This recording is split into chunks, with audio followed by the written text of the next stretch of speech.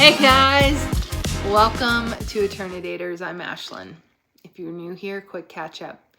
This is a show for LDS singles, primarily in their 30s, who are out here navigating the apps, the awkward ward potlucks, holy cow, and the never-ending get-to-know-you phase. Last episode, we talked about why it feels like we've all become Eternidators, stuck in this loop of almost dating that never quite becomes dating. Today, I want to dig into one specific reason I believe this loop exists, and I am passionate about this. So this is going to be a longer episode. Buckle up. It's a little bit of a conspiracy theory sounding episode, except there's actually science to back it up, so it's not a theory. It's documented. Here's the topic. You've probably seen Hinge's slogan somewhere or seen one of their commercials. Designed to be deleted. It's this whole cute marketing campaign. There's even a little mascot, a little blob character named Hingy. And in the ads, two people fall in love and Hingy gets destroyed. Roasted in a campfire, frozen in a block of ice, run over by a taxi. The message is clear. The app wants you gone. And I was stoked about this when this first came out because I was like, heck yeah, this app's actually going to work. I've been on it for like 5 years now, so I don't know if it actually wants me gone. I think it wants me to stay. It wants all of us to stay. Listen up. Like I said, I used to find this so charming until I started digging into how these companies actually make their money. I can assure you these apps do not actually want you to delete them. So today we're unpacking the actual business model behind apps that we're all using. Because I think once you see the incentives, a lot of the exhaustion we've talked about last week is going to make a whole lot more sense. Let's start with the money. Because the money tells the real story almost every time. Almost every major dating app you've ever used. Tinder, Hinge, Match.com, OkCupid, The League. They're all owned by one company. Match Group. One parent company, a whole closet full of different looking apps. And Match Group is a publicly traded company. So that means that every quarter they have to report their earnings to their investors. And in 2025, Match Group pulled in about $3.5 billion in revenue. $3.5 billion. Tinder alone made $1.8 billion. That makes me sick. Across the industry, over 350 million people use dating apps worldwide, and around 23 million of them are paying subscribers. How exactly does a company make $3.5 billion a year from an app that is, according to its own slogan, designed to make you leave? It doesn't. Not really, because the business model isn't help people fall in love as fast as possible. The business model is subscriptions and subscriptions and subscriptions. And guess what subscriptions require their users to do? Keep opening the app. Even Hinge's own chief marketing officer has pushed back on this criticism directly, saying the app is designed to get people off their phones and out on dates, not to trap them. And they're paying him a whole lot of money to say that too. That's the official line. But the incentives underneath that line tell a different story, which brings us to segment 2. In February of 2024, a group of users filed a federal class action lawsuit against Match Group in San Francisco, and the language in that lawsuit is honestly kind of wild. The suit claims Match Group's apps are designed to transform users into gamblers locked in a search for psychological rewards that Match makes elusive on purpose. Their words, not mine. The lawsuit points out specific features like Tinder's top picks. Have you heard of this? If you open the app every single day, the algorithm rewards you by boosting your profile and showing you a curated batch of pics. Skip a day and that boost will quietly disappear. It also points to push notifications the suit describes as designed to erode users' ability to disengage. In other words, notifications engineered to make it hard to just put the phone down and walk away.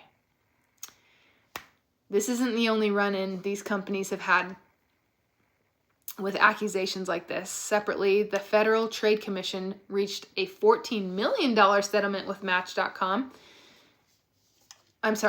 Group over deceptive subscription practices. Things like making it deliberately difficult to cancel a subscription once you started one. Match Group has denied the lawsuit claims. Classic. A spokesperson called it ridiculous and got paid a lot of money to say it. And their business isn't based on engagement metrics, that they actively want people to get off their app and actually go on dates. That's their position, and I want to be fair to include it. Now, some of you are probably thinking, okay, but I don't use Tinder or Hinge. I use Mutual. That's our app. It's different. Except for, guess what? Spoiler alert, Mutual is still a business. Actually, a private company founded by some BYU grads. Good intentions, I'm sure. Operates completely independent from the church. But because it's a business, some of the exact same incentives we've been talking about show up here too. Mutual reports more than 1 million accounts, over 100,000 active users, in more than 100 countries, and something like 250 million total swipes. Pretty good. The founder has said hundreds of marriages have come from the app. I know a few. I think everyone knows somebody that met on Mutual that's part of the church. That's a nice number, but notice that's the company's own claim about itself. Nobody outside the company has independently verified that, which is exactly the position Match Group was in before a lawsuit forced them to share some of the numbers that they had been holding on to. And Mutual has its own paid tier. It's called Mutual Up. And what does it do? It boosts your profile so more people see you and lets you see other people that have swiped on you before you swipe back. Sound familiar? It's structurally the exact same. Pay to get seen. Same thing as Tinder's top picks. The incentive keeps you subscribing rather than getting you off the app. Okay, the incentive to keep you subscribing rather than to get you off the app for good doesn't disappear just because the app's branding is aimed at us. I found one really honest personal account online, a woman who used Mutual Up for 2 weeks. Get this is crazy. She tracked her numbers. Okay. 11 hours of swiping. This might be me. Who knows? This isn't me, but we've all been there. Okay. 11 hours of swiping, 1,200 swipes. Holy cow. I bet her fingers were very tired.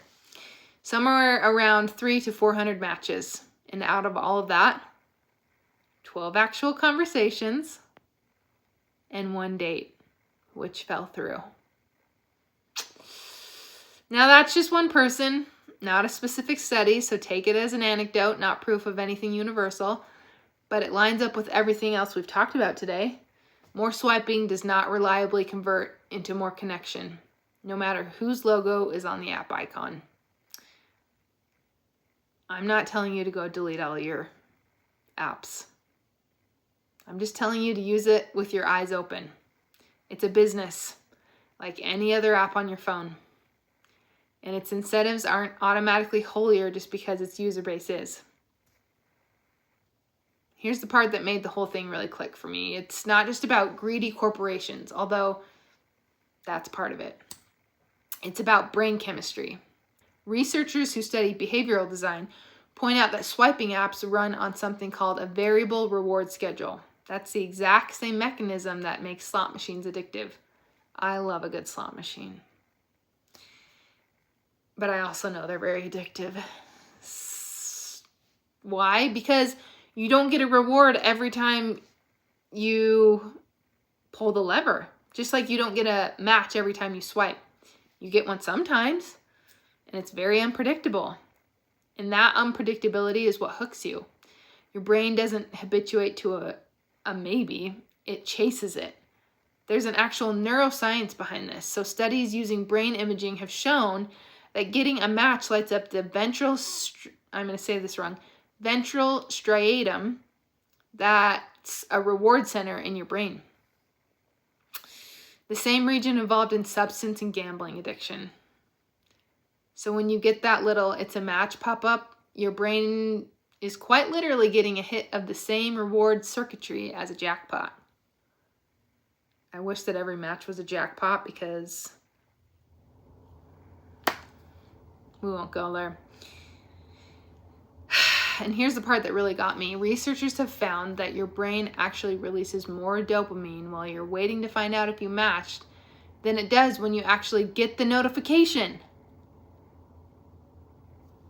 Roughly twice as much, according to some of this research. The anticipation is chemically more rewarding than the actual win, which means the app doesn't even need you to succeed in order to keep you hooked. It just needs you to keep almost succeeding.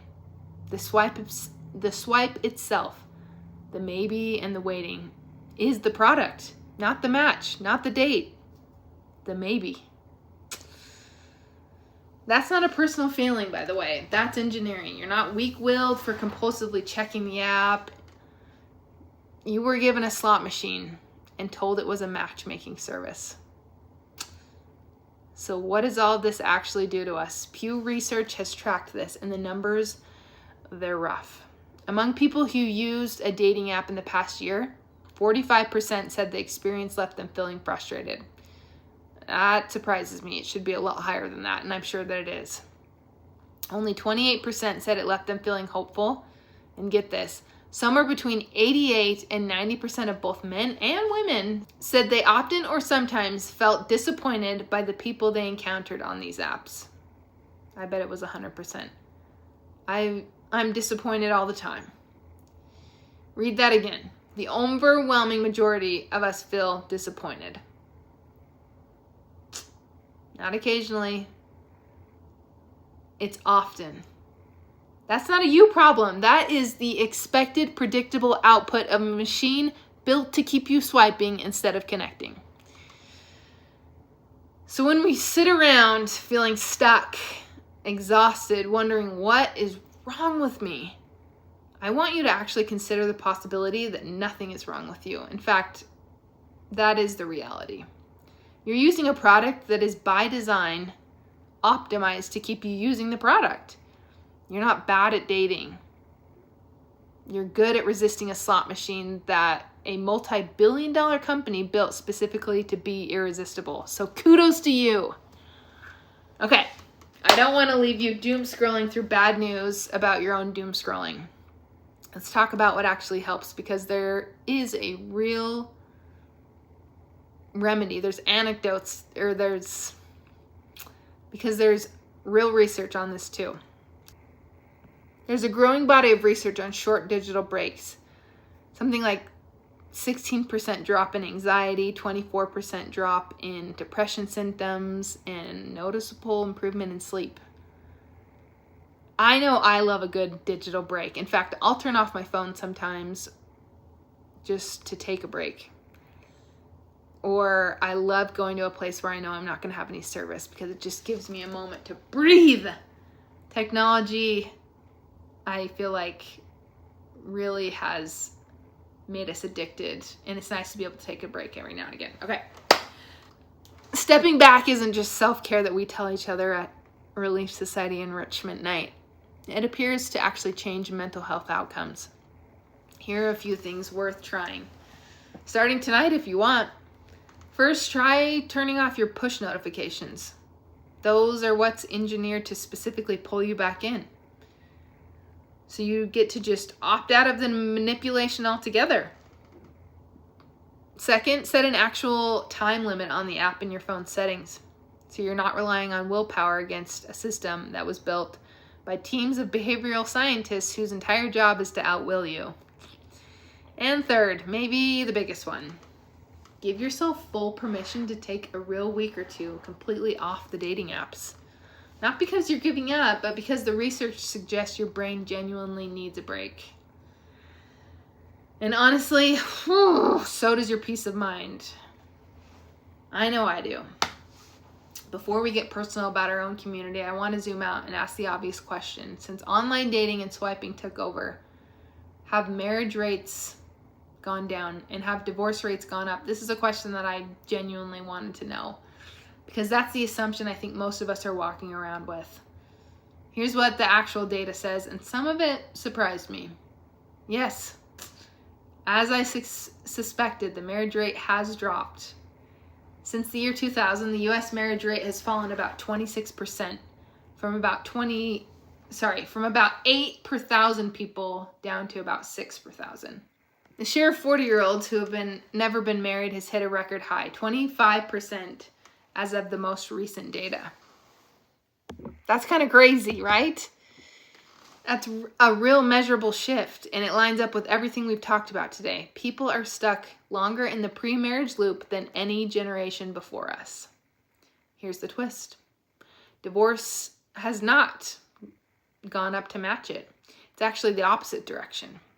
The U.S. divorce rate has fallen about 42% since 2000.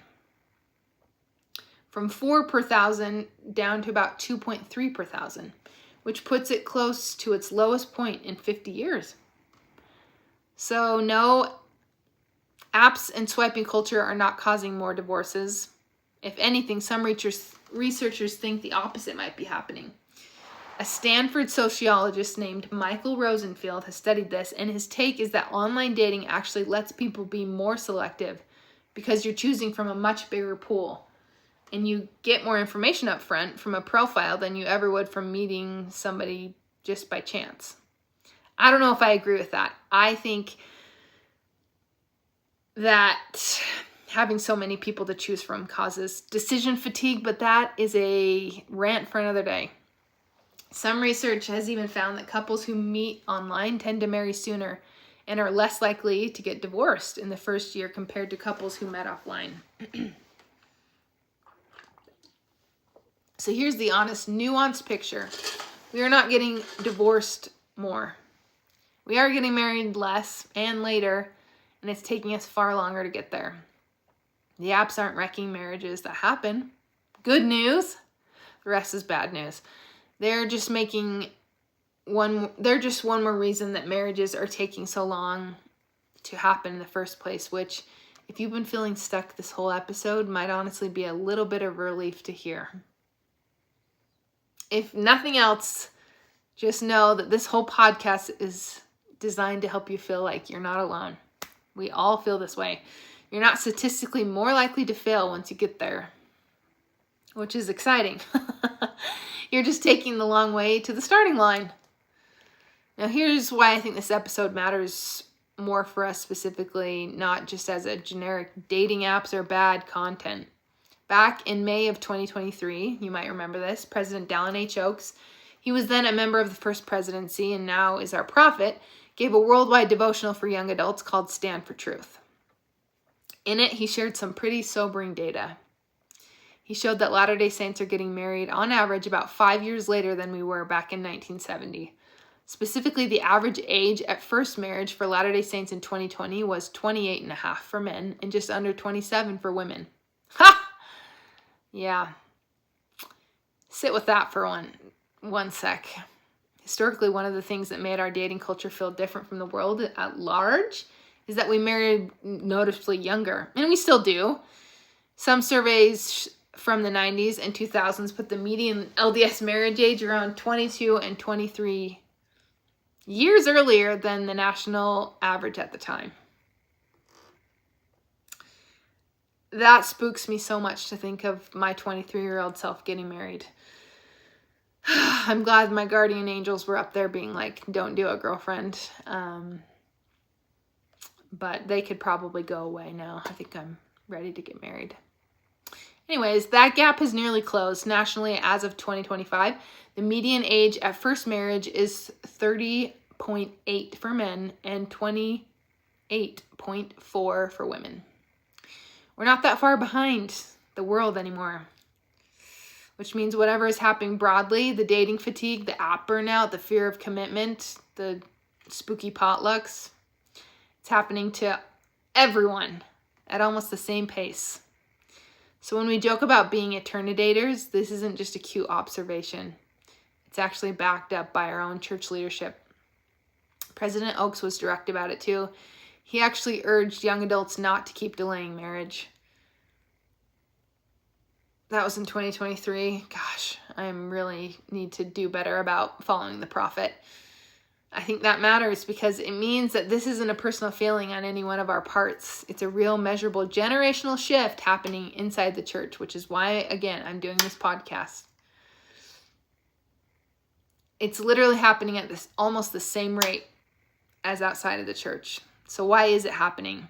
I think Elder Gary E. Stevenson of the Quorum of the 12 named the real reason directly. He taught, Satan understands that the family is central to the Lord's plan of happiness. He is striving to sow the dark seeds of fear in your heart, anything to keep you from experiencing the most glorious, rewarding part of mortality, the bright holiness and happiness that comes from finding an eternal partner and bringing Heavenly Father's children into this world.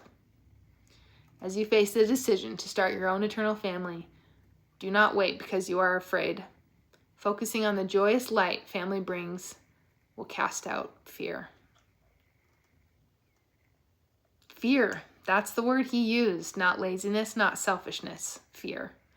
Fear of picking wrong, fear of divorce, fear of getting trapped, fear that there's somebody better out there, one swipe away.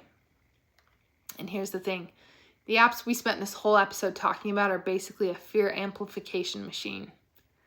Their entire design profits from convincing you that there's always someone who's slightly better just out of reach, which is exactly the opposite of what faith is and what it takes to actually choose someone and build something real.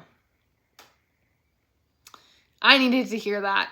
I don't know if that was for anybody else, but I needed to hear that. Before we go, same as always, I want to hear from you.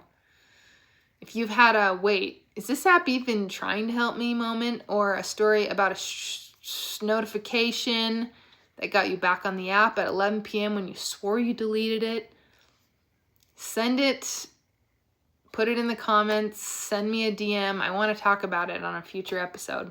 If you've personally been victimized by the apps.